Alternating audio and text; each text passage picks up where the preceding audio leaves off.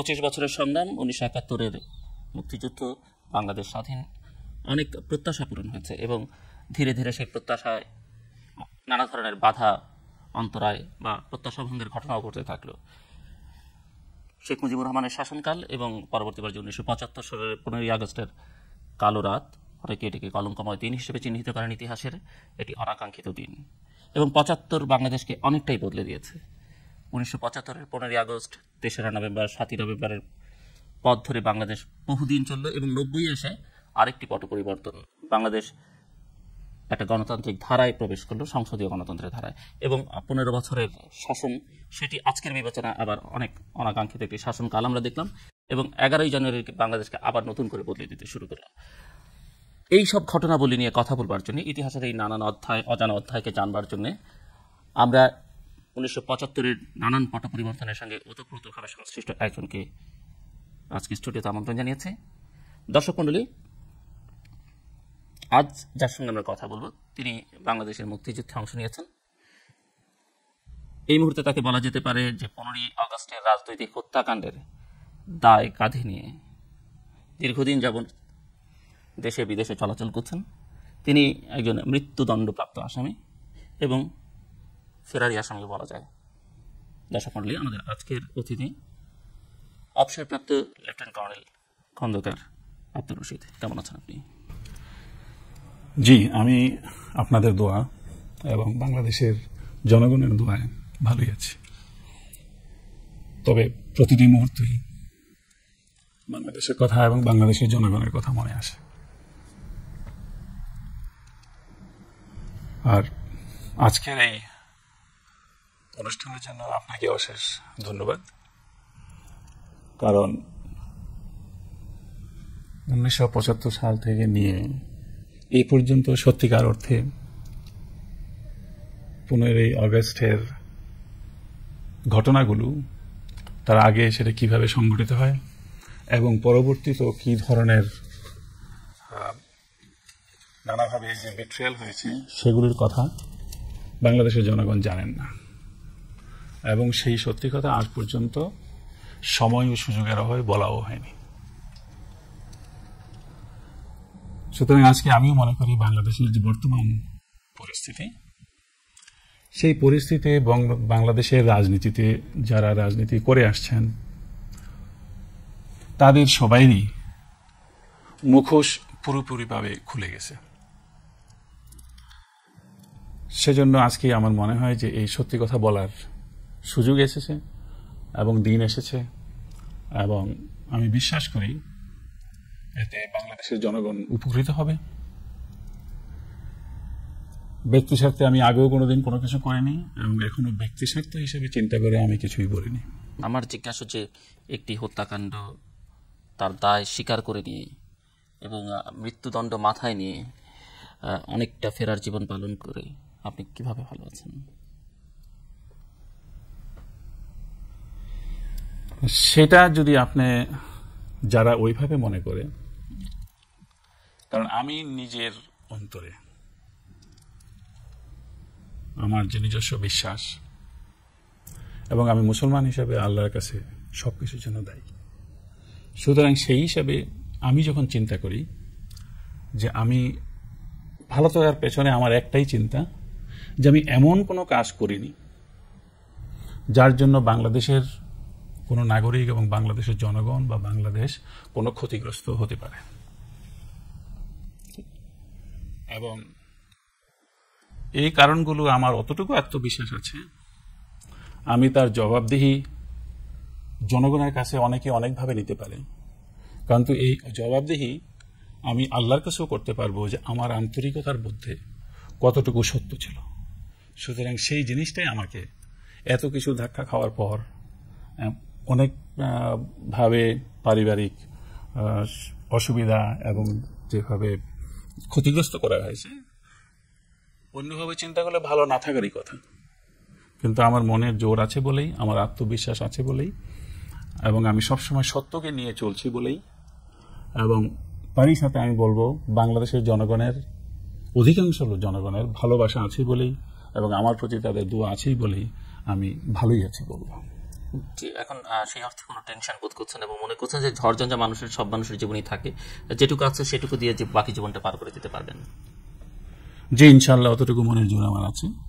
যত কষ্টই নিতে হয় নাই কেন, যত রিস্ক আগেও নিয়েছি, বরঞ্চ আগের তুলনায় ইন্ডিপেন্ডেন্স ওয়ারের তুলনা যদি আপনি নেন, সেখানেও একটা লাইফের ধাক্কা।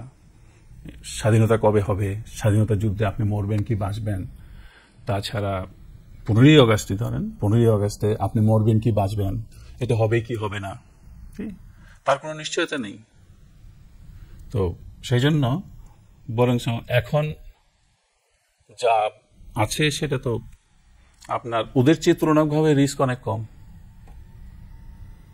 সুতরাং সেই হিসাবে আমি কোনো চিন্তাই করছি না, কারণ আমি অতটুকু বিশ্বাস করি, যদিও আপনি বলেছেন যে আপনি মৃত্যুদণ্ড প্রাপ্ত, আমি বিশ্বাস করি যে মানুষের জীবন এমন একটা জিনিস যে যা কিছুই করুক না কেন কিছুই করতে পারে না, একমাত্র আল্লাহ যেদিন চাইবেন, যে সময়টুকু চাইবেন সেই দিনই হবে এবং সেইভাবেই হবে। তার 1 মিনিট আগেও কেউ করতে পারবে না, তার 1 মিনিট পরেও কেউ করতে পারবে না। 1975-এর 15ই আগস্টের পরে আপনি টেলিভিশনে মুখোমুখি হয়েছেন কবার? 75-এর পরে টেলিভিশনের মোকামলি আর একবার ইলেকশনের সময় CNN এর ইন্টারভিউ ছিল, 1979 সালে। 1979 সালে। আর তার আগে আপনার একটা ছোট ইন্টারভিউ নেওয়ার কথা ছিল, যেটা টনি মাসকারেনাস করেছিল, সেটার মধ্যে অ্যান্থনি মাসকারেনাস।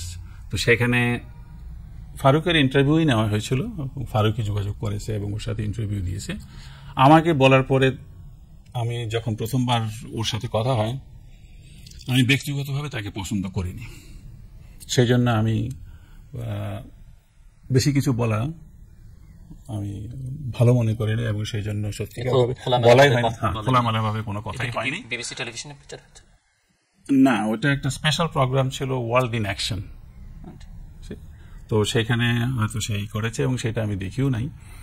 আর তার পরবর্তীতে সে যখন বই লেখে, সেই বই তো আপনি পড়লে দেখবেন আমার লিগ্যাসি অফ ব্লাড, আমার ব্যাপারে এমন কোনো কিছু তার বলার ছিল না, যেহেতু আমি বলি নাই এবং সেই জন্য সে বলেও নাই।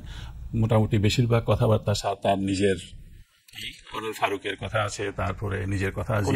সাক্ষাৎকারটা দিয়েছিলেন টেলিভিশনে মাসকারেনাসের সঙ্গে? এই সাক্ষাৎকারটা হয়েছে 76-এর মাঝামাঝি। সো 75-76-এর পরে এই প্রথম আপনি টেলিভিশনের পর্দায় কথা বলছেন এবং বাংলাদেশের কোনো টেলিভিশন চ্যানেলে প্রথম? জি, অবশ্যই বাংলাদেশের টেলিভিশনে প্রথম, এবং আমি অত্যন্ত খুশি যে আছে বাংলাদেশে প্রাইভেট টেলিভিশন চ্যানেল আছে। সংবাদপত্রে আপনি কোনো দীর্ঘ সাক্ষাৎকার দিয়েছেন এই বিষয়ে, মানে খোলামেলা কথাবার্তা বলেছেন? না, কোনো সংবাদপত্র কোনোদিন ওইভাবে ইন্টারভিউ চাইনি। সংবাদপত্রে অনেক প্রেস কনফারেন্স করেছি যখন বাংলাদেশে পলিটিক্সে ছিলাম, সেগুলো মোরলেস রাজনৈতিক, তখনকার পরিস্থিতি এবং তখনকার রাজনৈতিক বিষয় নিয়ে কথাবার্তা হয়েছে।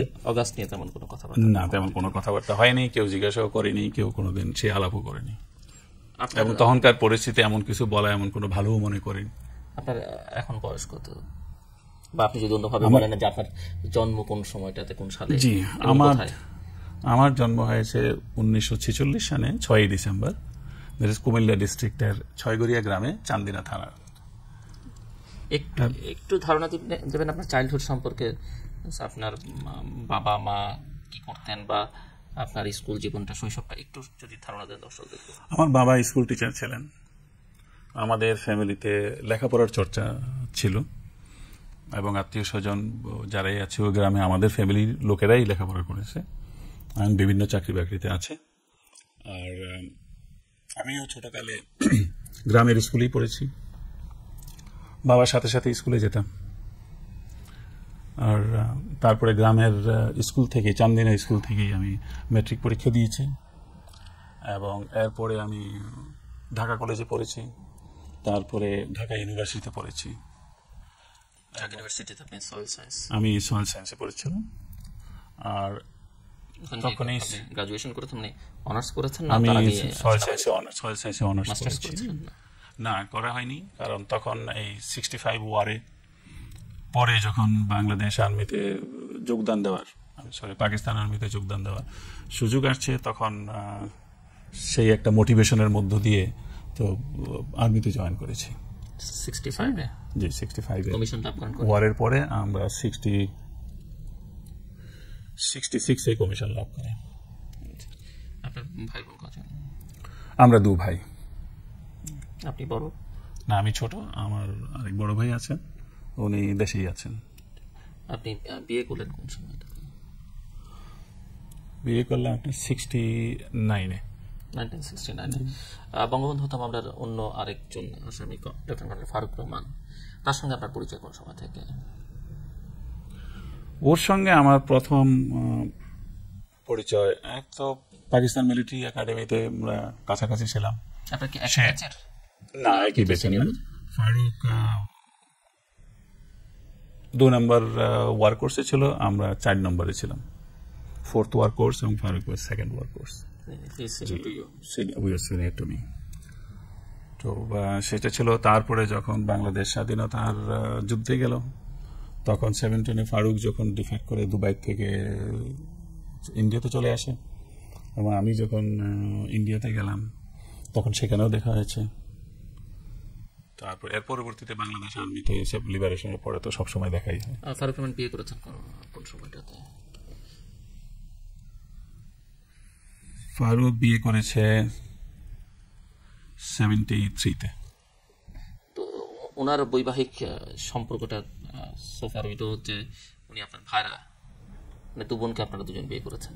জি, ও আমার প্রথম শালীকে বিয়ে করেছে। সেটা কি আপনার সঙ্গে ঘনিষ্ঠতার সূত্রে না? এটা ওটা ব্যক্তিগত পছন্দ, সেই ঘনিষ্ঠতা এমন কিছু নয়। সুতরাং সেটা আমার বাসায় আসছে, আমার শালী আমার বাসায় আসছে, তো বন্ধু হিসাবে বাসায় আসা যাওয়া ছিল, এবং সেই হিসাবে দেখা সাক্ষাৎ হয়েছে, এবং ওরা নিজেরাই একজন আরেকজনকে পছন্দ করেছে, বিয়ে করতে চেয়েছে। সুতরাং আমার শ্বশুর শাশুড়ি তাতে আপত্তি দেয়নি, ফারুকের আব্বা আম্মু আপত্তি দেয়নি, তো সেই হিসাবে সেটা হয়েছে। আপনি মুক্তিযুদ্ধে যোগ দিয়েছিলেন 1971-এর নভেম্বর মাসে। জি জি। এবং কর্নেল ফারুক রহমান 12ই ডিসেম্বর। জি। 3 দিন আগে। মানে এর আগে আপনার যুদ্ধে আপনি যোগদানটা এত বিলম্ব হলো কেন? মানে আপনার পজিশনটা কি একটু জানতে চাচ্ছি। আমার পোস্টিং পাকিস্তানে ছিল, আমি পাকিস্তানে ছিলাম। সুতরাং পাকিস্তান থেকে গিয়ে মুক্তিযুদ্ধে জয়েন করা অত সহজ কাজ ছিল না, যার জন্য দেখা যায় পাকিস্তানে পোস্টিংয়ে যারাই ছিল বাঙালি, তারা সবাই বেশিরভাগ এখানেই রয়ে গেছে, এবং হাতে গোনা 5-6 জন ছাড়া কেউ সেখানে গিয়ে কোলিয়ে উঠতে পারেনি। সুতরাং আমি মনে করি আমি একজন লাকি যে শেষের দিকে হলেও আমি আমার স্বাধীনতা সংগ্রামে যোগদান করতে পেরেছি। আপনি পাকিস্তান থেকে এসে কিভাবে যুদ্ধে যোগদান করলেন? আমি শেষের দিকে অক্টোবর মাসে আপনার ছুটিতে যাই, ছুটিতে গিয়ে আমি ভারতে চলে যাই, আর ফেরত আসিনি। ভারত থেকে জয়েন করেন যুদ্ধে? ফারুক রহমান সাহেবটা জানা আছে আপনার যে উনি তো 12ই ডিসেম্বর যোগ দিয়েছিলেন, উনি কিভাবে যোগ দিয়েছিলেন? ফারুক সে পাকিস্তান আর্মি থেকে ডেপুটেশনে আবুধাবিতে ছিল। এখন আবুধাবি থেকে তার ভারতে চলে আসতে কেন বিলম্ব হয়েছে আমি জানি না, তবে আসার ইচ্ছা ছিল বলে সে তার রাস্তা খুঁজে বের করেছে, এবং সেই হিসাবে সে যখনই সুযোগ পেয়েছে নিশ্চয়ই তখনই সে আসতে পেরেছে। আপনি কোন সেক্টরে ছিলেন? আমি ছিলাম আপনার জেড সেক্টরে। তৎকালীন মেজর জিয়া সেক্টর কমান্ডার? হ্যাঁ, জিয়াউর রহমান সেক্টর কমান্ডার। আবার এখানে আগরতলা ক্যাম্পে খালেদ মোশাররফও ছিল। খালেদ মোশাররফ তখন ইনজুর্ড হয়ে হসপিটালে ছিল। কর্নেল ফারুক কোন সেক্টরে ছিলেন? কর্নেল ফারুক আমার ঠিক মনে নাই, ওর আর্মার ইউনিট তখন আপনার মেজর জলিল রেস করেছিল, এবং মেজর জলিল হিউ ছিল, এবং সেখানে সে এক্স্যাক্টলি কখন জয়েন করেছে সেটা আমি জানি না। মুক্তিযুদ্ধটাকে আপনি কিভাবে দেখেছেন আর কি, যুদ্ধে যোগদানের আগে বা সেই সময়টাতে বাংলাদেশের স্বাধীনতা সংগ্রাম, মুক্তিযুদ্ধ নিয়ে আপনার ভাবনাটা কি ছিল? সেই ব্যাপারে আমার অনেক চিন্তাই আমি করেছি। মুক্তিযুদ্ধে যখন জয়েন করব তার আগে অনেক সাধারণভাবে অনেক চিন্তা এসেছে যে এটা প্রথমে মুক্তিযুদ্ধ হওয়া উচিত কিনা, বাংলাদেশ স্বাধীন হওয়া উচিত কিনা। 71 সালে আপনার র্যাঙ্ক কি ছিল তখন? আপনি মানে 71 সালে ক্যাপ্টেন ছিলেন। ফারুক রহমান ক্যাপ্টেন ছিলেন। জি জি। তো সেখানে আমাদের যে আমি বলবো আমার যে চিন্তাটা ছিল খুবই সাধারণভাবে বলতে গেলে হয় যে স্বাধীনতা সংগ্রাম হওয়ার প্রয়োজন হয়ে দাঁড়িয়েছিল এবং স্বাধীনতা সংগ্রাম বিশেষ করে যখন একবার শুরু হয়ে যায় তখন সেইটাকে কোনো অবস্থাতেই ফেল করতে দেওয়া উচিত নয়। যত কষ্টই হোক, যত সময়ই লাগুক, বাংলাদেশের প্রত্যেকটা জনগণের একটা দায়িত্ব হয়ে দাঁড়ায় যে সেটাকে শেষ পর্যন্ত নিয়ে গিয়ে এটার সাকসেস দেখা এবং বাংলাদেশের স্বাধীনতা করা। সেটা প্রত্যেকটা বাঙালি যারা বাংলাদেশকে পছন্দ করে তাদের একই চিন্তাধারা হওয়া উচিত এবং আমি বিশ্বাস করি সবাই এই চিন্তাধারা ছিল বলেই আমরা সেখানে স্বাধীনতাতে বিজয় লাভ করতে পেরেছি এবং সেই জন্যই সবসময় সুযোগ খুঁজেছি যে কোন সময় সুযোগ হবে এবং সেই সুযোগ পাওয়া মাত্রই সেখানে আপনার স্বাধীনতা যুদ্ধে অংশগ্রহণ করেছি। আপনার কাছে কি মনে হয় যে যুদ্ধটা কি অনিবার্য ছিল মনে হয়, নাকি বা মনে হয় যে দেশটিকে কোনোভাবে টিকিয়ে রাখা যেত কিংবা কোনো বিশেষ ঘটনাবলী যুদ্ধকে ত্বরান্বিত করেছে, হয়তো এটা আরো পরে হতো বা যুদ্ধটা দিলে হয়তো হতো? এসব বিষয় নিয়ে আপনার ভাবনাগুলো কি, বিভিন্ন সময় কি ভেবেছিলেন? না, পরিস্থিতি যেভাবে দাঁড়িয়েছিল তখন সেখানে আর কোনো উপায় ছিল না, যুদ্ধের কোনো বিকল্প ছিল না। এটা একটা রাজনৈতিক স্ট্রাগলের মধ্য দিয়ে এমন একটা ফাইনাল পর্যায়ে গিয়েছে যে সেখানে যখন ইলেকশনে মেজরিটি পেয়ে আওয়ামী লীগ এবং শেখ মুজিবুর রহমান সেটা মেজরিটি পেয়েছেন, তারপরে এবং সেইটা এমন একটা মুভমেন্ট ছিল যেখানে বাংলাদেশের সমস্ত জনগণ অংশগ্রহণ করেছিল। সেটা ছিল যে মেজরিটি পাওয়ার পরে ক্ষমতা না দেওয়া, সেটাকে মনে করা হচ্ছে ইট ইজ আপনার ডেমোক্রেটিক রাইটটাকে ডিনাই করা এবং ডেমোক্রেটিক রাইটটাকে যদি ডিনাই করা হয় সুতরাং সেইটাকে প্রতিষ্ঠিত করার জন্য ওইটাই উপযুক্ত সময় ছিল যে যতটুকু পর্যন্ত যাওয়া দরকার ততটুকু যাওয়া উচিত এবং সেইখানে শেখ মুজিবুর রহমান সেটা গিয়েছেন এবং 7ই মার্চে যখন শেষবারের মতো কথাবার্তা একটা আন্ডারস্ট্যান্ডিং হয় নাই তখন 7ই মার্চের বক্তব্য উনিও পরিষ্কারভাবেই বলেছেন এবারের সংগ্রাম স্বাধীনতার সংগ্রাম এবং ওই মিটিংয়ে আমি নিজেও ছিলাম, রেসকোর্সের মিটিংয়ে, যদিও আমি সরকারি দায়িত্বে ছিলাম তবে আমি সেখানে ছিলাম। তো সেখানেও জনগণের যে আকাঙ্ক্ষা এবং তাদের যে ইন্সপিরেশন, তাদের যে ফিলিং, সেটাতে মনে হচ্ছিল যে বাংলাদেশের জনগণও তার জন্য প্রস্তুত। তখন কিছুদিন 71-এর কিছুদিন আগে পর্যন্ত আমার ঢাকাতে বাংলাদেশেই পোস্টিং ছিল, ইস্ট পাকিস্তানে পোস্টিং ছিল বলবো। সেখানে আমি ইপিআর এ কাজ করেছি প্রায় 6 মাস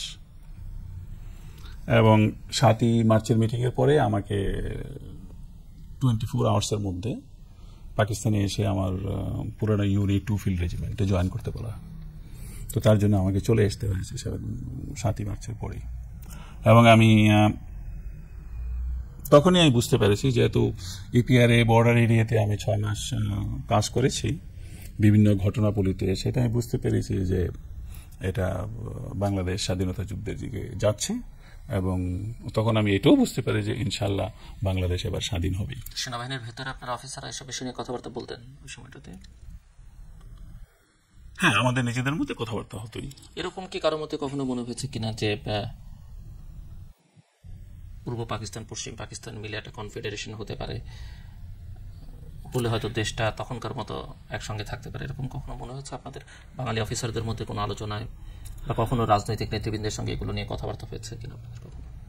না, রাজনৈতিক বৃন্দ নয়, কিন্তু আর্মি অফিসারদের ভিতরে নিজেদের মধ্যে যখন আলাপ আলোচনা হয় তখন প্রথম বেশিরভাগ লোকের ধারণা ছিল যে এইভাবে একটা আন্ডারস্ট্যান্ডিং করে ফেললে সেটা খারাপ হবে না, সেটা ভালোই হবে এবং অনেকে আশাবাদীও ছিল যে সেটা শেষ পর্যন্ত এইভাবে যাবে, কিন্তু সেটা হয় নাই।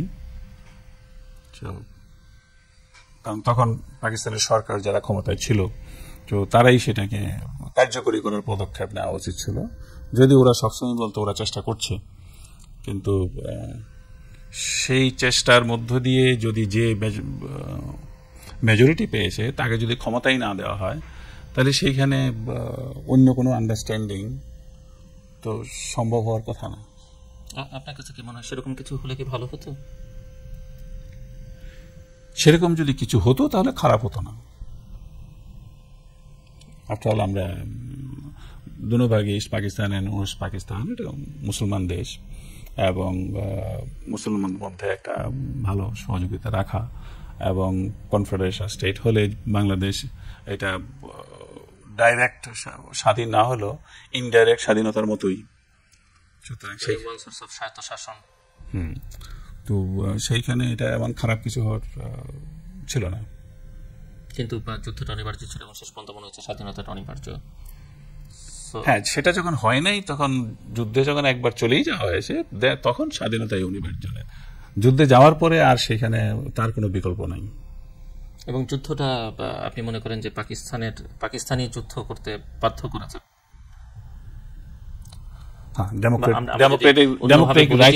এটি একটি 25 বছরের রাজনৈতিক সংগ্রাম।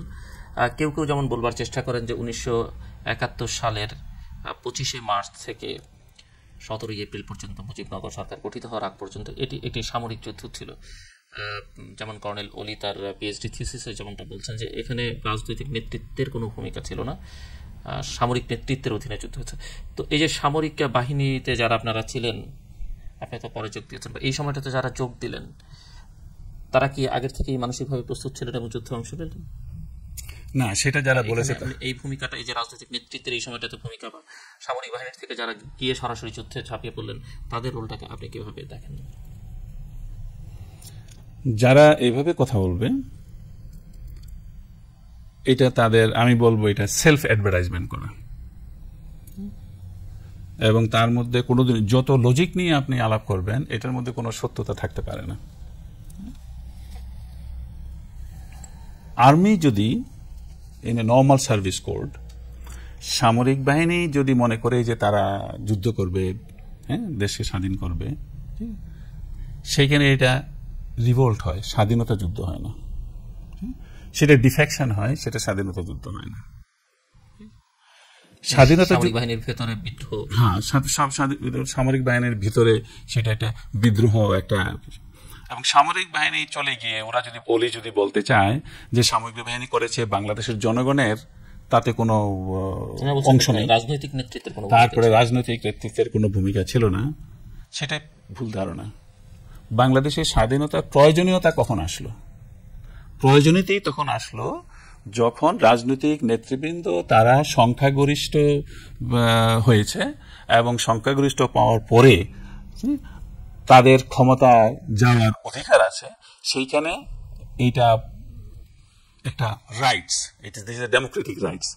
যে ইলেকশন হবে, যে জিতবে ইলেকশনে, সে ক্ষমতায় যাবে, এবং সেই যে ডেমোক্রেটিক রাইটস, সেটা দেওয়া হয় নাই বলে ক্রমাগতভাবে দেশ স্বাধীনতা যুদ্ধের দিকে এগিয়ে গেছে। এবং সেইখানে যারা অনেকেই এখন, এবং আমার বিশ্বাস যে জেনারেল জিয়া হয়তো এই কথা বলেনি, কিন্তু অনেকে এখন জেনারেল জিয়াকে একটা সমপর্যায়ে নিয়ে আসার যে চেষ্টা, বঙ্গবন্ধু মুজিবের সমপর্যায়ে নিয়ে আসার চেষ্টা, সেই চেষ্টাটা সত্যিকার ভাবে এটা কোনো অবস্থায় কোনো লিগ্যাল ভ্যালিডিটি নাই। যদি অনেকে বলতে চায় যে উনি স্বাধীনতা সংগ্রামের রেডিওতে, চিটাগাং রেডিওতে প্রথম ভাষণ দিয়েছেন, কিন্তু সেটা যদি হয় তাহলে তার আগে যেসব ঘটনাগুলো, তার আগে লিবারেশন শুরু হওয়ার আগে যদি আপনি ধরেন, বা 7ই মার্চের পরে পাকিস্তান আর্মির ক্র্যাকডাউন, মুজিবকে অ্যারেস্ট করা পর্যন্ত এই যে কয়েকদিনের ঘটনা দেখেন, কি হয়েছে? পাকিস্তান আর্মির সাথে, বাংলাদেশ আর্মির সাথে ফাইট করেছিল না, তারা আওয়ামী লীগের ওয়ার্কারদের সাথে, জনগণের সাথে ফাইট করেছে। যে ব্যাপারে যেখানে রোড ব্লক দিয়েছে, সেই রোড ব্লকগুলো কি আর্মি দিয়েছিল? আর্মি তো দেয় নাই, রাজনৈতিক সংগ্রাম, একটা রাজনৈতিক সংগ্রামে দিয়েছে, তাই না? রাজনৈতিক ব্যক্তিরা দিয়েছে। এবং 7ই মার্চে যে বক্তৃতা দেওয়া হয় সেটা কে দিয়েছে? জেনারেল জিয়া দিয়েছে না শেখ মুজিবুর রহমান দিয়েছেন? তারপরে তো এগুলো বিবেচনা করলে এটা বড়, আমি বলবো যারা ওইভাবে জিয়াকে নিয়ে আসতে চায় সেটা তার অনেক ছোট মন মানসিকতা। বাট যে যতটুকু প্রাপ্ত, আমার কথা হলো না, জিয়ারও কন্ট্রিবিউশন আছে, সেটা আমি অস্বীকার করছি না। শেখ মুজিবের একটা কন্ট্রিবিউশন আছে, জেনারেল জিয়ার একটা কন্ট্রিবিউশন আছে, ঠিক আছে? সুতরাং শেখ মুজিব যেটা প্রাপ্ত সেটা তাকে দেওয়া উচিত, জেনারেল জিয়া যা প্রাপ্ত তাকে সেটা দেওয়া উচিত। কার কি প্রাপ্য বা কাকে কোন জায়গায় আপনি রাখতে চান, কিভাবে দেখতে চান? মানে অনেকগুলো কথা এখানে আছে। আমি যদি বলি, যেমন কেউ জিয়াকে স্বাধীনতার ঘোষক বলছেন, অনেকে বলছেন না বঙ্গবন্ধু আসলে ঘোষণাটা দিয়েছেন, আদৌ ঘোষণার প্রয়োজনীয়তা আছে কিনা এরকম প্রশ্ন আছে, প্রয়োজন ছিল কিনা। কেউ কেউ যেমন বলবার চেষ্টা করেন যে সামরিক বাহিনীর একজন সদস্য হয়ে জিয়ার ঘোষণাটি অনেক সাহস শক্তি জুগিয়েছে, যে সামরিক বাহিনী যুদ্ধে থাকলে একটা সাহস সাধারণ মানুষে পেয়েছে। আবার কেউ কেউ তো বলছেন যে না, উনি ঘোষণা দেননি, এর আগেই ঘোষণা দেওয়া হয়েছে, এবং বঙ্গবন্ধু মুজিবকে স্বাধীনতার স্থপতি প্রধান নেতা, তার নামেই যুদ্ধ হয়েছে। কেউ কেউ তাকে জাতির জনক বলছেন। এই সব মিলিয়ে কাকে, এই দুজনের মধ্যে কাকে কোথায় রাখতে চান, কাকে আপনি কিভাবে বিশেষায়িত করতে চান? সেখানে আপাতত যেটা দুটা পলিটিক্যাল পার্টির মধ্যে একটা বিশেষ আলোচিত, সেটা হ্যাঁ, যেটা বিশেষ আলোচিত, যে আওয়ামী লীগ মনে করে শেখ মুজিবুর রহমান জাতির পিতা, যেহেতু উনি স্বাধীনতার জন্য, স্বাধীনতা সংগ্রামে উনি জয়ী হয়েছেন, এবং আমি বিশ্বাস করি শেখ মুজিবুর রহমান জাতির পিতাই। মানে আপনি মনে করেন যে বঙ্গবন্ধু শেখ মুজিবুর রহমান জাতির পিতা? জাতির পিতা, সেইখানে কোনো সন্দেহ নাই। আপনার কোনো আপত্তি নেই? অনেকে বলেন যে জাতির পিতা কেন, ফাউন্ডার ফাদার আমরা বলতে পারি অন্যান্য দেশের। এখন যাই বলুক, সেটা আওয়ামী লীগ এবং জনগণ ডিসাইড করবে, সেটার জন্য। কিন্তু স্বাধীনতা যুদ্ধ হওয়ার জন্য এবং স্বাধীনতার সংগ্রামে বিজয় করার জন্য বাংলাদেশ যে আজকে স্বাধীন, সেই দিনটি পর্যন্ত যেটুকু কন্ট্রিবিউশন ওনার আছে, এবং সেই দিনটির জন্য ওনাকে সম্মানিত করা উচিত। ব্যক্তিগতভাবে আপনার ওনাকে জাতির পিতা বলতে কোনো আপত্তি নেই? না, আমার কোনো আপত্তি নেই। আর জিয়াউর রহমান যেটা বলেছেন সেটাতে মুক্তিযুদ্ধের একটা সহযোগী শক্তি হিসাবে এটাকে আরো স্ট্রং করার জন্য সেটা কাজ করেছে। যেমন প্রথমে যারা ডিফেক্ট করে ভারতে চলে গেছে, তারা বেশিরভাগই স্টুডেন্ট, অথবা বলতে পারেন আওয়ামী লীগ ওয়ার্কার, অথবা আওয়ামী লীগের এমপি যারা জয়লাভ করেছিল, তারাই বেশিরভাগ পাকিস্তান আর্মির ভয়ে সেখানে চলে গেছে, এবং ওদের দ্বারা একটা মুক্তিযুদ্ধ সংগঠন করা, সেখানে অবশ্যই সম্ভব হতো, কিন্তু হয়তো সেটা অনেক সময়ের প্রয়োজন হতো। ঠিক সেই মুহূর্তে যখন মেজর জিয়া তার ভাষণে মুক্তিযুদ্ধে অংশগ্রহণ করার আশা পোষণ করেছেন, সেইখানে বাংলাদেশ আর্মি যত চাকরিরত যত ছিল সেখানে, তাদের মধ্যে একটা ইউনাইটেড ডিফেকশন থাকে, এবং বাইরেও যারা স্টুডেন্ট এবং পলিটিক্যাল ফোর্স, যারা পলিটিশিয়ানস, ওরাও যারা চলে গেছেন, ওদের মনেও এটা একটা সাহস জুগিয়েছে যে একটা মুক্তিযুদ্ধে যদি আর্মির লোক সাথে থাকে তাহলে অবশ্যই সেটা অনেক সহজ হয় এবং অনেক ভালো হয় এবং অনেক ভালোভাবে অর্গানাইজ করা যায়।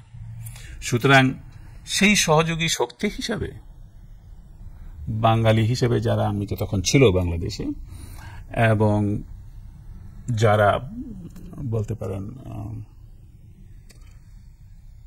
সবাই গিয়ে যেভাবে সাহায্য করেছে, সেটার জন্য যেহেতু মেজর জিয়া প্রথমবার টেলিভিশনে সেই কথা বলেছেন, সেই জন্য রেডিওতে বলেছেন, সেই জন্য বাংলাদেশের আর্মি তো মেজর জিয়ার চেয়েও আরো অনেক সিনিয়র লোক ছিলেন। মেজর শফিউল্লাহ কি যুদ্ধ করে নাই? করেছে। আরো দুই একজন ছিল, আমার নাম মনে আসছে না। তারপরে করাদ সাহেব যুদ্ধ করেছে, তারপরে জেনারেল উসমানী করেছে, তারা সবাই তো ছিল। কিন্তু যদি তুলনা করা হয়, তার ওই যে রেডিওতে 1 মিনিটের একটা বক্তৃতা, সেটার জন্য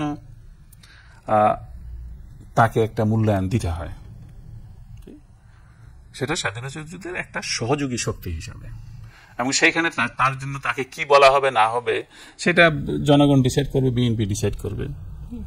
আপনার কাছে কি মনে হয় যে সেনাবাহিনীর যারা অফিসার বা জওয়ান ছিলেন, যারা যুদ্ধে অংশ নিলেন বাঙালি, তারা কি স্বতঃপ্রণোদিত হয়ে যুদ্ধে অংশ নিয়েছেন, নাকি তাদেরকে যুদ্ধের দিকে ঠেলে দেওয়া হয়েছে, অথবা সেনাবাহিনীর ভেতরেই যারা বাঙালি ছিলেন তারা আসলে ডিপ্রাইভড ছিলেন?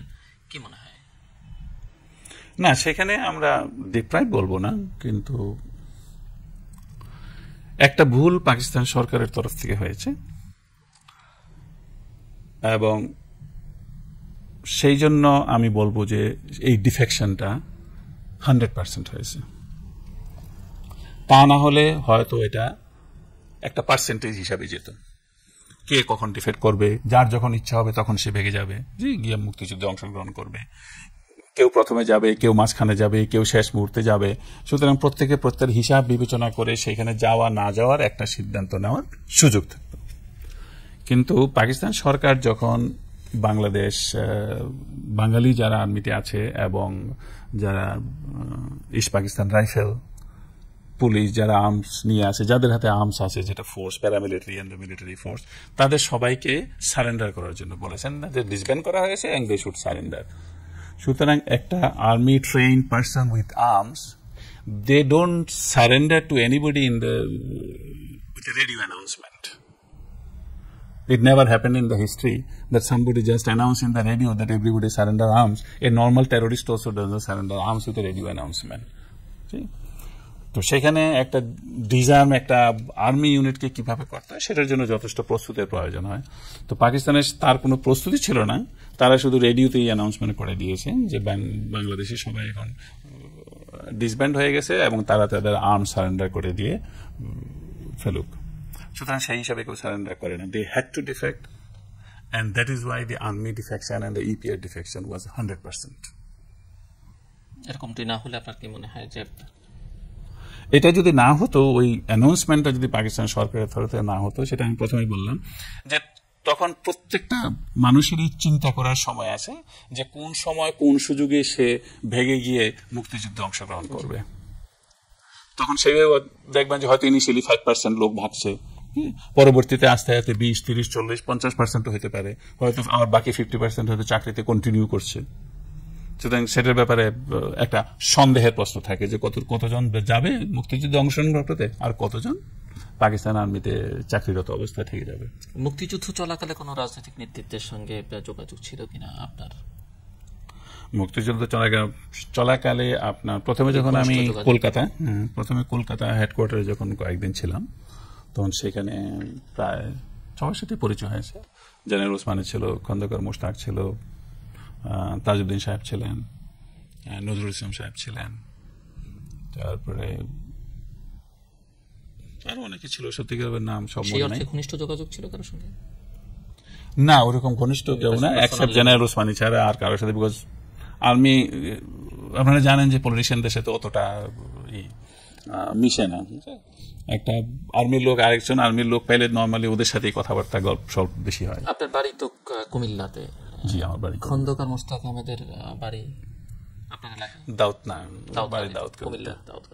দাউদকান্দিতে। আপনিও খন্দকার, উনিও খন্দকার, কোনো রিলেশনশিপ তো নেই? না, আমাদের কোনো রিলেশনশিপ নেই। যুদ্ধটা 9 মাসে শেষ হলো, এটি মুক্তিযুদ্ধ। আপনার কাছে কি মনে হয় যে যুদ্ধটা খুব স্বল্প সময়ে শেষ হলো, বা এখানে ভারতের ভূমিকা কি ছিল, তাদের উল্টাকে আপনি কিভাবে দেখেন? কিংবা যুদ্ধে যে পাকিস্তান সেনাবাহিনী আত্মসমর্পণ করলো, সেটিও একজন ভারতীয় জেনারেলের কাছে, সেখানে আমাদের সেনাপতি ছিলেন না। এই বিষয়গুলোকে আপনি কিভাবে দেখেন? সেখানে ভারতের অবশ্যই একটা সুযোগ এসেছে, ওরা সুবিধা নেবেই। এখন এই মুক্তিযুদ্ধের সংগ্রামে যেমন বলেছে, পাকিস্তানের সেই ডিজার্ম অ্যানাউন্সমেন্টে মুক্তিযুদ্ধে অংশগ্রহণ করাটা for military and paramilitary forces সহজ করে দিয়েছে। সেজন্য সেই মুক্তিযুদ্ধ যথেষ্ট স্ট্রং হয়েছে। আর একইভাবে যখন ডিফেক্ট করে মিলিটারি, প্যারামিলিটারি এবং পলিটিশিয়ান, তারা যখন ডিফেক্ট করে ভারতে যায় এবং ভারতে গিয়ে সরকার গঠন করে, এবং সেই সরকারে অবশ্যই জিয়াউর রহমান প্রাইম মিনিস্টার ছিলেন না, সেখানে সেই সরকারের তরফ থেকে যখন ভারত এসে সরাসরি সাহায্য করতে আরম্ভ করলো, কারণ আফটারঅল সবাই ভেঙে গিয়ে ভারতে এতগুলি লক্ষ লক্ষ লোক ভারতে আশ্রয় নিয়েছে, তাদের খাওয়া দাওয়ার সংস্থান, তাদের থাকার ব্যবস্থা, তাদের ট্রেনিং, তাদের আর্মামেন্টস, তো অতগুলো জিনিস এটা ভারতের উপরেও একটা বোঝা। এবং ভারতের সেই অর্থনৈতিক শক্তি নেই যে এই বোঝাটা বেশ কয়েক বছরের জন্য চলতে থাকুক। আর সেই সুযোগে ভারতের অন্য একটা দিক আছে যে ভারত পাকিস্তান সবসময় যুদ্ধ হয়েছে এবং সবগুলো যুদ্ধই সেটার কোনো ফাইনাল রেজাল্ট কিছুই না। তো সেইখানে ভারত মনে করছে যে এই সুযোগে পাকিস্তানি আর্মির উপরে আমাদের একটা সঠিক জিতার যে একটা সেই আগ্রহটা হওয়া অস্বাভাবিক কিছু নয়, এবং সেই জন্য ওরা ওইভাবেই কাজ করেছে যে এই সুযোগে এই স্বাধীনতা যুদ্ধটাকে, যতই মুক্তিযুদ্ধ আমরা মনে করি, কিন্তু ভারতের ওইটা প্রথম থেকেই প্ল্যান ছিল যে ওরা সরাসরি ইন্টারভিন করে, এটা এমনভাবে হতে হবে যে ওরাই পাকিস্তান আর্মির সাথে যুদ্ধ করেছে এবং পাকিস্তান আর্মি ওদের হাতে সারেন্ডার করেছে। এবং সেইখানে ভারতের একটা বিরাট লাভবান যে প্রথমবারের মতো পাকিস্তান আর্মি ভারতের আর্মির সাথে যুদ্ধে পরাজিত হয়েছে এবং হাজার হাজার পাকিস্তানি সৈন্য ভারতের সেনাবাহিনীর কাছে আত্মসমর্পণ করেছে। তো এটা একটা বিরাট সাইকোলজিক্যাল গেইন। কিন্তু প্র্যাকটিক্যালি যদি মনে করেন পাকিস্তান আর্মি এখনো ভারতের আর্মির তুলনায় ফাইটিং ক্যাপাবিলিটি অনেক ভালো এবং অনেক বেশি। হ্যাঁ, ভারত বড় দেশ, সংখ্যায় তাদের আর্মি অনেক বড়, যুদ্ধে জিতে হয়তো ডিফিকাল্ট হবে। এর মধ্যে দিয়ে আপনি এটি বোঝাতে চাইছেন যে ভারতীয় সেনাবাহিনী যুদ্ধে অংশ নিলেও এবং তারা আমাদেরকে সহযোগিতা করলো, আসলে তাদের ভূমিকাটা সহযোগী, জেতাটা আসলে মানে বাঙালি যারা যুদ্ধ করেছে তারাই আসলে স্বাধীনতা যুদ্ধে জয়ী হয়েছে। হ্যাঁ, ভারত একা পাকিস্তানের সাথে যুদ্ধ করে এইরকম ভাবে জয়লাভ করবে এটা কোনোদিনও হতো না যদি মুক্তিযুদ্ধে আমরা না থাকতাম। বাংলাদেশের জনগণ ছিল, বাংলাদেশের বেঙ্গলি আর্মি, ইপিআর সবাই ছিল, বাট ইন্ডিয়া আমরা তখন বাংলাদেশি জনগণই বলা উচিত। তো সবাই ছিল এবং সবাইরই অংশগ্রহণ ছিল বলে ভারতের আর্মির জন্য বাংলাদেশের ভিতরে ঢোকাটা অতি সহজ হয়েছে। পাকিস্তানের প্রতি যেমন এক ধরনের নানা বৈষম্য বা স্বাধীনতা সংগ্রাম সব মিলিয়ে মানুষের এক ধরনের নেতিবাচক ধারণা রয়েছে, ভারতের প্রতিও আমাদের দেশের মানুষের অনেকেরই একটা নেতিবাচক ধারণা রয়েছে। তো এই ধারণাটি কেন মনে হয় আপনার কাছে, এই যে যুদ্ধে এত সহযোগিতা, এত কিছু করবার পরেও? মুক্তিযুদ্ধে এবং এই জায়গায় একটু স্মরণ করা দরকার যে ভারতীয় সেনাবাহিনীর যারা ছিলেন ৭১-এর পর তাদের যে দেশে ফেরত পাঠানো, এখানে যে বঙ্গবন্ধু শেখ মুজিবুর রহমানের যে ভূমিকাটি, সেটিকে আপনি কিভাবে মূল্যায়ন করেন? আমি বোঝাতে পেরেছি আপনাকে? না, সেটা হলো আপনার বঙ্গবন্ধুকে তো পাকিস্তানে ছিলেন, উনি যে ফেরত গেলেন সেটার জন্য উনি তো 10ই জানুয়ারি ফেরত আসলেন বাংলাদেশ, এসে যে ভারতীয় সৈন্যদেরকে ভারতে ফেরত পাঠানো হলো, উইথড্র করতে বললেন উনি ইন্দিরা গান্ধীকে, এই যে ওনার এই ডিসিশনটি, এটিকে কি মনে হয় যে উনি রিয়েলি একজন ন্যাশনালিস্ট এবং দেশের প্রতি উনি কাউকে ছাড় দিতে চাননি দেশের জন্য? এইভাবে দেখেন, অনেকে দেখেন বলে আমি জানতে চাইছি যে আপনি কিভাবে চিন্তা করেন? শুনেন, আমিও বিশ্বাস করি উনি তখন পর্যন্ত, যখন উনি প্রথম আসেন তখন পর্যন্ত উনিও সেটা বিশ্বাস করতেন। আর আরেকটা জিনিস যে ভারত যতটাই পাকিস্তান আর্মির উপরে জয়লাভ করুক, কিন্তু বাংলাদেশের জনগণের মধ্যে ভারত জয়লাভ করেনি। বাংলাদেশের জনগণের জন্য এটা মুক্তিযুদ্ধ ছিল, এবং মুক্তিযুদ্ধে যারা সহযোগিতা করেছে ভারত সবচেয়ে বেশি করেছে, বা বহির্বিশ্বের বাকি অনেকরাই সহযোগিতা করেছে, তাদের জন্য সবাইকে আমরা ধন্যবাদ জানাতে পারি। কিন্তু তার মানে নয় যে সেই দেশটি স্বাধীনতার নামে আমার দেশে এসে সেইখানে বসে থাকবে। যদি সেটাকেই মেনে নেওয়া হয় তাহলে সেটাও স্বাধীনতা যুদ্ধ ছিল না। সুতরাং শেখ মুজিবের আর অন্য কোনো প্রশ্নই থাকতে পারে না এবং অবসরই থাকতে পারে না যে সে আসার পরে তাদেরকে যেতে হবে। যদি ওরা না যেত তখন ভারতের সেনাবাহিনীকে বাংলাদেশের জনগণের সাথে যুদ্ধ করতে হতো। ৭১-এ দেশ স্বাধীন হবার পর থেকে ৭৫-এর 15ই আগস্ট এই সময়কালে আপনার সঙ্গে কখনো বঙ্গবন্ধু শেখ মুজিবুর রহমানের দেখা হয়েছে কিনা? না, আমার সাথে ব্যক্তিগতভাবে বা কোনো ক্লোজ দেখা সাক্ষাৎ হয়নি। পরিচয় তবে দুটা ইনসিডেন্ট হতে পারে যখন না আমার সাথে কোনো পরিচয় ওনার সাথে কোনো সময় ছিল না। দুটা ঘটনায় ছিলাম। একবার যুগোস্লাভিয়া থেকে স্টেট গেস্ট এসেছিলেন, সেইখানে আমি না সেটা বোধ ছিল টিটুর পরে মার্শাল বিয়েদিচ ওর প্রাইম মিনিস্টার যখন ছিল তখন ওয়েল ছিল, তখন আমি ওনাকে গার্ড অফ অনার দিই। তখন এটা একটা অফিসিয়াল কাউন্টার। আর দ্বিতীয়বার সাক্ষাৎ হয়েছে অফিসিয়ালি, সেটা হলো উনি ঢাকা ক্যান্টনমেন্টে প্রত্যেকটা ইউনিট ভিজিট করতে এসেছেন এবং সেই সময় উনি আমার টফিল রেজিমেন্টও এসেছিলেন। সেই হিসাবে সেইখান হয়েছে, কিন্তু যখন আসছি তখন কথাবার্তা কিছুই হয়নি। উনি এসে 5 মিনিট দাঁড়িয়ে থেকে তারপরে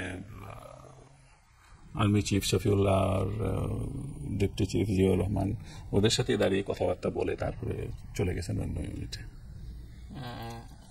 আমি জিজ্ঞেস করেছিলাম আপনার কাছে যে ভারত সম্পর্কে মূল্যায়নটা কি স্বাধীনতোত্তর বাংলাদেশে, অনেকের মধ্যে অনেক ধরনের নেতিবাচক ধারণা আছে, আপনি কি ধরনের ধারণা পোষণ করতেন সেই সময়? স্বাধীনতা যুদ্ধ পর্যন্ত ভারতের সহযোগিতা, তার জন্য আমি ধন্যবাদ জানাই, কিন্তু তার পরবর্তীতে তারা যেসব কাজ করেছে সেটা বাংলাদেশের বিরুদ্ধেই কাজ করেছে। সেখানে পাকিস্তান আর্মি রেখে যাওয়া সমস্ত আর্মামেন্টস এবং জিনিসগুলো এবং বিভিন্ন ইন্ডাস্ট্রির যে মেশিনারিজ, এগুলো প্রত্যেকটা জিনিস ওরা নিয়ে গেছে। এটা নেওয়ার তাদের উচিত হয়নি। আর পরবর্তীতে ওই একই জিনিস আমার বাংলাদেশ সরকারে কিনে আনতে হয়েছে। তাছাড়া আপনি আরো কিছু স্টোরি দেখবেন যে বাংলাদেশের টাকা ভারত প্রিন্ট করে দিয়েছিল এবং সেই টাকা ডুপ্লিকেট প্রিন্ট ছিল।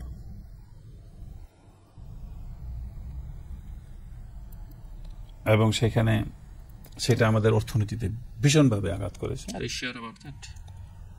শিওর, আপনি তখনকার দিনের পত্রিকাগুলো দেখেন, বোম্বের মধ্যে ভারতই কত কোটি কোটি টাকা ধরেছে। তারপরে যেভাবে স্মাগলিং অ্যান্ড বর্ডার খোলা ছিল সেইভাবে কারেন্সি কিভাবে হতো। সুতরাং অর্থনীতির উপর একটা বিরাট প্রেশার আসছে, যার জন্য তখন সেই কারেন্সিকে আবার বদলানো হয়, অন্য জায়গায় প্রিন্ট করে। তারপরে আপনার যেভাবে 25 ইয়ার্স ট্রিটি করা হয়েছে, সেইখানে কিছু কিছু পয়েন্ট আছে যেখানে কিছু কিছু বৈদেশিক রিলেশন ওইসব ব্যাপারে ওদের সাথে পরামর্শ করে, রেগুলার পরামর্শ করা এবং পরামর্শ করেই সিদ্ধান্ত নেওয়া, সেটা একটা স্বাধীন দেশ হিসাবে সেটা উচিত হয় না। আর তারপরে আসছে আপনার এমনকি স্বাধীনতা যুদ্ধের সময় বিদেশি সরকার যেসব জিনিসপত্র দিয়েছিল, বিশেষ করে ট্রাকস অ্যান্ড বাসেস যেগুলো যানবাহনের জন্য, ওগুলো ভারত একটাও দেয়নি বাংলাদেশকে। তো বিভিন্ন দিক দিয়ে দেখলে আপনার সবসময় দেখা যায় যে ওরা বাংলাদেশ যদি সত্যিকারভাবে ইন্ডিপেন্ডেন্ট হয়ে অর্থনৈতিকভাবে তারা নিজের পায়ে দাঁড়িয়ে যায়, সেটা ওরা চায়নি। কেন চায়নি বলে মনে হয়? ভারত এত বড় একটা দেশ, বাংলাদেশ একটা ছোট্ট রাষ্ট্র। আমাদের 3 দিক থেকে তারা এমন ভাবে আছে যে বাংলাদেশ কোনো কারণে কি তাদের জন্য কখনো থ্রেট ছিল না? বাংলাদেশ কোনো কারণে কোনোদিন থ্রেট ছিল না এবং কোনোদিন থ্রেট হবে না। তারা মনে হয় সেটা না চাওয়ার একটা মাত্রই কারণ হতে পারে যে বাংলাদেশ একটা ছোট দেশ, তার এমন কোনো রিসোর্সেস নাই যে খুব তাড়াতাড়ি ধনী হয়ে যাওয়ার কোনো সম্ভাবনা আছে। সুতরাং একটা গরিব দেশ হিসেবে, একটা ছোট দেশ হিসেবে ভারতের ভিতরে থেকেই, সেটা আপনি টোটাল বেঙ্গল হিসেবে যদি একটা স্টেট দেখেন, তাহলে বাংলাদেশ তো এটা ভারতের ভিতরেই একটা অংশ, এক কোণে। তো সেখানে থেকে যদি আমরা আমাদের নিজের পায়ে দাঁড়িয়ে নিজের অর্থনীতিকে আমরা ঠিক করতে পারি এবং স্বাধীন হিসেবে থাকতে পারি, এবং তাহলে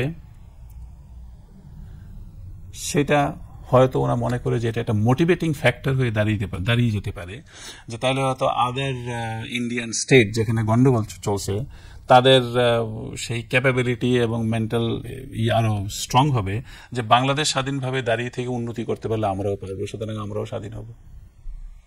এছাড়া আমি তাদের আর কোনো ভয় দেখছি না। আমাদের মুক্তিযুদ্ধের পরে দেশ স্বাধীন হবার পরে যারা স্বাধীনতা বিরোধী ছিলেন তাদেরকে ক্ষমা করে দেয়া, বা যারা যুদ্ধাপরাধী ছিলেন তাদের বিষয়ে সরকারের যে সিদ্ধান্ত, এবং আজকেও বাংলাদেশে যুদ্ধাপরাধীদের বিচার নিয়ে কথা হচ্ছে, আপনি কিভাবে দেখেন এই ঘটনাগুলোকে? দেখেন, একটা দেশে এত লোক, কেউ সিদ্ধান্তে ভুল করতে পারে, কেউ ইচ্ছাকৃতভাবে অনিচ্ছাকৃতভাবে অন্যায় কাজ করতে পারে। এখন তার জন্য এখানে যেটা যুদ্ধ অপরাধী বা মুক্তিযুদ্ধের বিরুদ্ধে এটা হলো রাজনৈতিক ভাবে। এখন ব্যক্তিগতভাবে মানুষের জীবনে ভুল ত্রুটি অন্যায় করে থাকে, রাজনৈতিকভাবেও মানুষ ভুল ত্রুটি অন্যায় করে থাকে, এবং সবসময় সম্ভব হলে সেটা ক্ষমার চোখে দেওয়াটাই ভালো। বঙ্গবন্ধু সাধারণ ক্ষমা ঘোষণা করে দিয়েছিলেন, আপনি that was A right decision. এবং একবার যাকে ক্ষমা করে দেওয়া হয় সেই প্রসঙ্গে টেনে এনে কাউকে ক্ষতি করার চেষ্টা। কথা তো বলা হচ্ছে যে যারা যুদ্ধাপরাধ করেছেন তাদের ক্ষমা করা হয়নি, বিশেষ করে ধর্ষণ, লুটতরাজ, অগ্নিসংযোগ, হত্যাকাণ্ড এগুলোর সঙ্গে যারা যুক্ত ছিলেন। এবং উদাহরণ হিসেবে এখন বলা হচ্ছে যে পৃথিবীতে এমনকি সেকেন্ড ওয়ার্ল্ড ওয়ারের সঙ্গে যারা ওয়ার ক্রিমিনালস তাদেরও বিচার হচ্ছে এখন। সো দ্যাট আমরা কেন করবো না? দেখেন, সেটা তখন করা উচিত ছিল।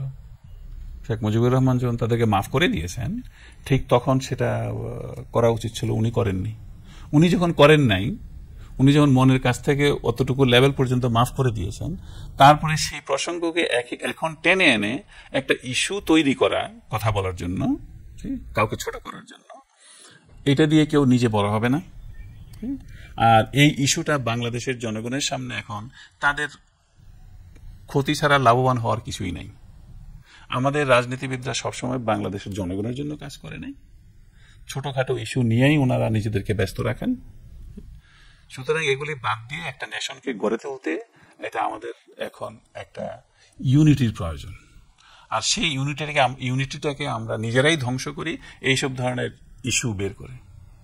আপনার কি মনে হয়, মানে আজকের আপনার কাছে আমার শেষ প্রশ্ন, ৭১-এর মুক্তিযুদ্ধের পরে যে সরকার গঠিত হলো আওয়ামী লীগের সরকার, সে সময় কি কোনো জাতীয় সরকার করলে ভালো হতো, নাকি আওয়ামী লীগের সরকার যেভাবে যাত্রাটা ঠিক ছিল, পরে হয়তো আপনাদের নানা ধরনের অভিযোগের কথা আমরা শুনবো, যেগুলো বিভিন্ন সময় জেনেছি, কি মনে হয় মানে যাত্রাটা কিভাবে হওয়া উচিত ছিল, বা শুরুটা ঠিক ছিল কিনা?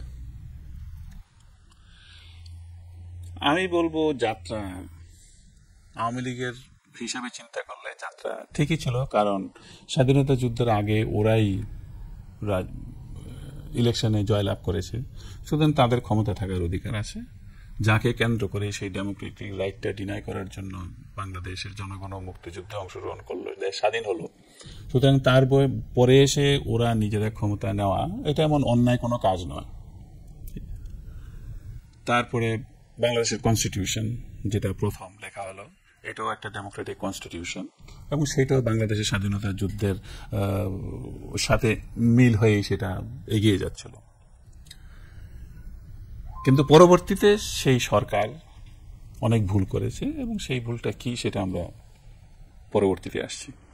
প্রিয় দর্শক, আমরা আজকের মতো বিদায় নেব। আমাদের এই অনুষ্ঠান যারা দেখছেন তারা অনুষ্ঠান সম্পর্কে লিখবেন, লিখবা ঠিকানা পরিচালক তৃতীয় মাত্রা channel I, GPO box ২৪৩৩ Dhaka ১০০০। যারা ইমেল করতে চান তারা করতে পারবেন এই অ্যাড্রেসে tmatra@ccn-media.com, এবং SMS এর মাধ্যমে আপনারা আপনাদের মতামতগুলো আমাদের জানাতে পারেন 6969 নাম্বার SMS করে, যে কোনো সেলফোন থেকে। কর্নেল আব্দুর রশিদ, আপনাকে অসংখ্য ধন্যবাদ আজকে আমাদের সময় দেওয়ার জন্য। দর্শক মণ্ডলী, আমরা কথা বলছিলাম বঙ্গবন্ধু হত্যা মামলার অন্যতম আসামি, একসময় সাবেক একসময় সংসদ সদস্য এবং রাজনীতির সঙ্গে যুক্ত ছিলেন। বর্তমানে দেশের বাইরে বিভিন্ন দেশে অবস্থান করছেন বলাই ভালো, কারণ যেহেতু আমরা তাকে আমাদের অনুষ্ঠানে দেখতে পাচ্ছি তিনি আছেন জীবিত এবং মোটামুটিভাবে বলা যেতে পারে এই মুহূর্তে ধরাছোঁয়ার বাইরে আছেন। আজকে ওনার সঙ্গে আমরা যে বিষয়গুলো নিয়ে কথা বললাম, আসলে আজকে আমরা চেষ্টা করেছি ওনাকে বুঝতে, ওনার শৈশবটা, মুক্তিযুদ্ধ সম্পর্কে ওনার ভাবনাগুলো এবং বঙ্গবন্ধু শেখ মুজিবুর রহমান, জিয়াউর রহমান, যারা বাংলাদেশের রাজনীতিকে এখন দুটো ধারা জীবিত না থেকেও নেতৃত্ব দিচ্ছেন, যাদের আদর্শের অনুসারীর সংখ্যা বাংলাদেশে লক্ষ লক্ষ, তাদের সম্পর্কে ওনার মূল্যায়ন, মন্তব্য এগুলো জানবার চেষ্টা করেছি। আসলে সবকিছু মিলে ওনাকে আমরা বোঝার চেষ্টা করেছি এবং আগামীকাল ওনার সঙ্গে আবারও কথা বলবো আমরা একই সময়ে চ্যানেল আইতে। সেখানে আমরা বঙ্গবন্ধু মুজিবের শাসনামল এবং 15ই আগস্টের হত্যাকাণ্ড, তৎপরবর্তীকালের ঘটনা, এগুলো নিয়ে ওনার কাছ থেকে আমরা নানা বিষয়ে জানতে চাইব।